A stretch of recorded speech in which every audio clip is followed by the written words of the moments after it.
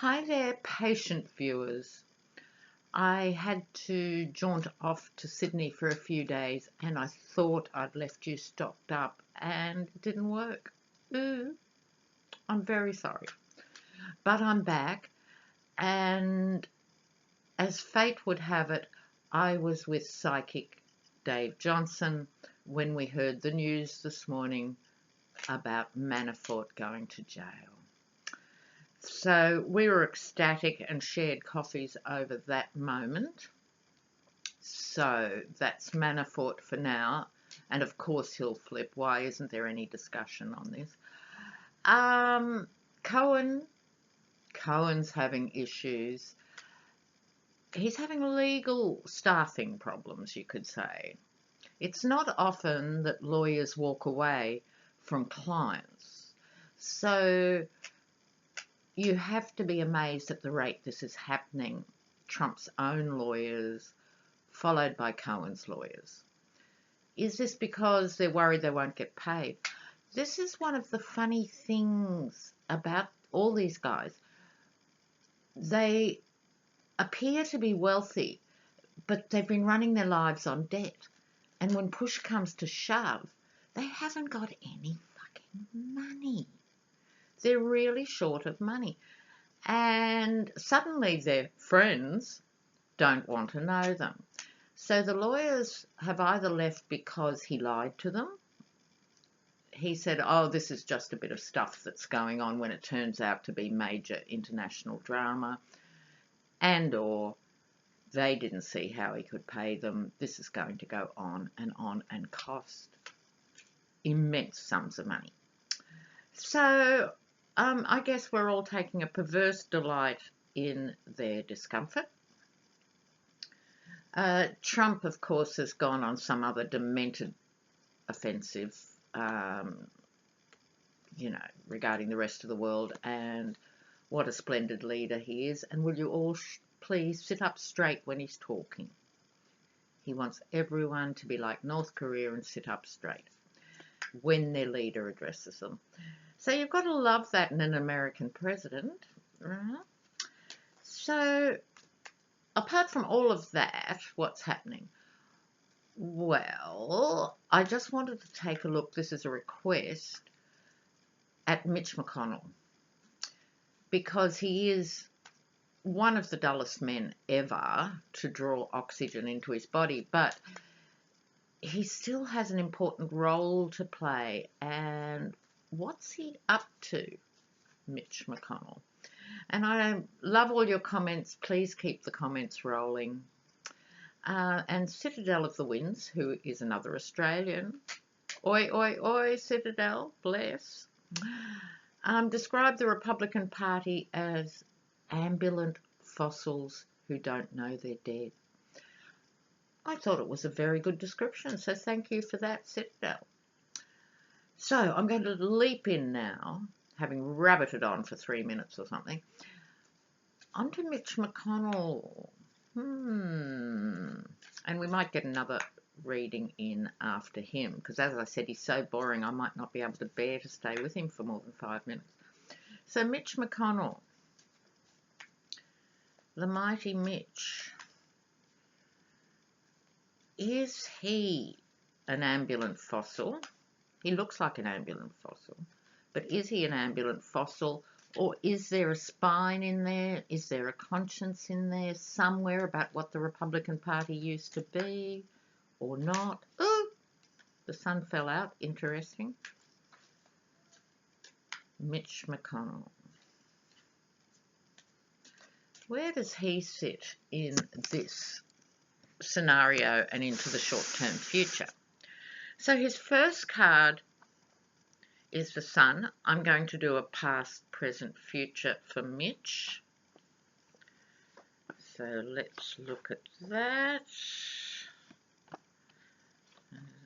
And what I'm interested in here. Okay. So as I've said, as other readers have explained on numerous occasions, the sun card, which normally radiates warmth, light, joy, beauty, and goodness, in these political readings has tended to fall into a place where you are more likely to suggest that it reads as a light being shone on the nefarious activities of the various players. And I will come to why I think that second interpretation is more apt. Now, as I said, he is a total yawnathon, so I'm going to whip through his past. We all know his past. Page of Wands, when he was younger, he was good at convincing people. This is normally the card of the orator, and it's not so much that he was a compelling speaker, but he managed to pull people into alcoves in corridors or wherever, or in meetings, and convince them of a point of view. So that makes him a strong speaker in the past, rather than an inspired speaker. He was bloody good at convincing people. And then along came the Trump campaign, and he allowed himself to be played as a fool. He celebrated being part of this new power bloc that was happening with the Republicans. He didn't like Trump. None of them really liked Trump. But he was part of the celebration because he's a power monger. Now, again, he doesn't look like this guy who's hungry for power. He's not a Giuliani-type persona. He's into quiet, long-term power. But don't be fooled, that was a celebration of power that came up with that. In his current column, the wheeler and dealer and the slave trader. So this card that I always struggle with because it's emotional fulfillment. It's a 9, so it's getting close to the end of a cycle. So close to the end of a cycle is definitely up there, but I've never been entirely comfortable with this figure. Bearing in mind this figure, if you look at the imagery, represents being both open and closed. So the knees are open, the arms are crossed. This is a guy who plays both sides off against the middle and gets what he wants. He's a much more powerful figure than you would take him for. If you ran into him in any other context, you'd go, who is this dreary person? He, as in Mitch himself, might have had some wheelings and dealings internationally. He might be a bit more worried. At this point, he's got the Hanged Man. He's waiting to see which way to jump with Trump. Is he going to protect America, or is he going to protect the Republicans and his own sorry ass? So let's see what he's going to do. Well, before he gets a chance to actually decide, justice comes down in the form of Mueller. So this is both the collective justice, the Mueller investigation in terms of all the stuff we talk about and know about, and the Russian stuff, coming very close to home. I haven't really been convinced until now about a lot of the top Republicans being open to legal sort of runnings. But this is suggesting he will be affected directly by that. He also has the Knight of Wands. So this is the warrior knight, and if you think of Mitch as an old warhorse warrior, but with caution. This is beside his Hanged Man. It's easy to underestimate Mitch McConnell. I think he's smarter than he looks. I think he's deeper than he appears. So what I'm beginning to think is he's struggling with some of these ideological compromises around Trump. So he's cautious, but he's still stuck his oar in with the feeble-hearted, treacherous Republicans. So I want to do another one. King of Pentacles. Ooh, ooh, ooh. Is he in bed with the King of Pentacles, or is he the King of Pentacles?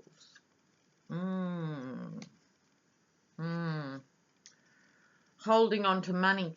Okay, suddenly Mitch's world comes back to very plain principles of, yes, I've been a Republican all my life, and America, the greatest country on earth. But now I just want to hang on to my money. I'm beginning to think that's him. And he gets the miser card, clinging on to money. Oh, and the GOP card. He is going to do his best to keep the fantasy going. So what I take from that is he's going to continue to ally himself with the sellout Republicans. Not a huge surprise for many viewers, I suppose. I'm a bit surprised. I was sort of leaving it open. I was hoping that he would have a speck of integrity at the last minute, that he should have a shred of conscience, that he might have a Christian moment. But I'd be wrong. And as you know, viewers, really wrong. So, yes, that's Mitch. He's as ugly and shallow and just as much of a treacherous bastard as the rest of them. So much for Mitch McConnell. All right, so I'd like to do a little mini update now on Cohen, just for a couple of minutes, just a little short four-carder, because the thing about Cohen, or there's many things about Cohen, part of it is it might just be unflattering photos we keep seeing of Cohen. But to me, he's always looked as if he's just come out of the toilet and had a line of coke. He has that sort of wild look in his eyes, you know, and his eyes have been very wide lately. He would have to be worried about Manafort in the sense of, oh my God, gulp, they're putting these people in jail. It's not going to be pretty for Cohen, and apparently the joke was that when he tried to shred documents, he didn't even do that properly. He bought a cheap paper shredder that shreds in a straight line. So even though it's tedious, you can put all the stories back together instead of a more expensive cross shredder. So not smart, Michael, not smart at all. And as we've seen in these readings over and over, viewers, have I not said female judge, female judiciary figures, and these women keep coming up in these guys' faces. So he's got one, Manafort's got one that's just sent him off. We're beginning to see it, and summer has barely started. Okay, so Cohen apparently has been gutted that Trump has dumped him like yesterday's fish and chips, and he can't expect any help from them. This is the same Trump who managed to say, again, he hardly knew Manafort, only worked with him for 5 minutes. No, he was your campaign chairman. So it's hard for him to back away from decades with Cohen, but he has. So Cohen can expect nothing. And as Avenatti said recently, this is what happens when you put all your trust in a moron. And I think that cuts both ways. Trump was a fool to trust Cohen, and Cohen was certainly a mega fool to trust Trump. Okay. So, Cohen. Little reading on Cohen.